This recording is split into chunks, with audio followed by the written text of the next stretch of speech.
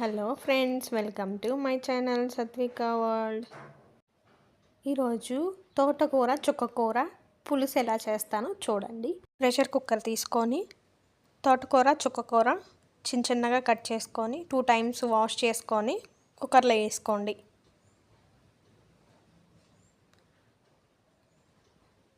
Next tomatoes, chillies, onion ఇలా cut చేసుకొని పీసెస్గా అవి కూడా అందులో వేసేసుకోండి.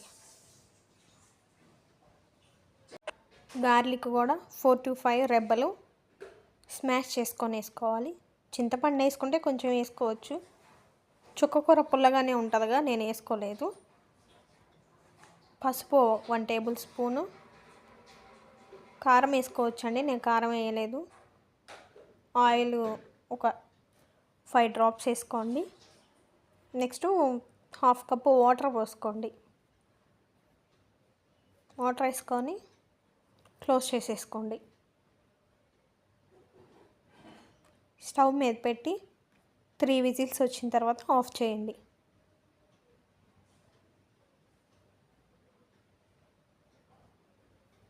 హీట్ అంతా పోయిన తర్వాత ఇలా ఓపెన్ చేసుకొని వాటర్ ఏమన్నా ఉంటే కొంచెం ఒక బౌల్లోకి ఉంచుకోండి.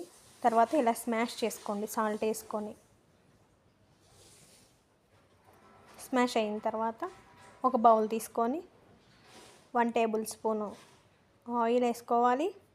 ఆయిల్ హీట్ అయిన తర్వాత పోప్ సీడ్స్, రెడ్ చిల్లీ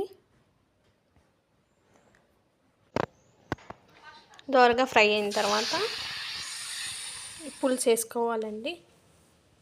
వేసుకొని ఒక 4 to 5 మినిట్స్ ఉడకనివ్వండి.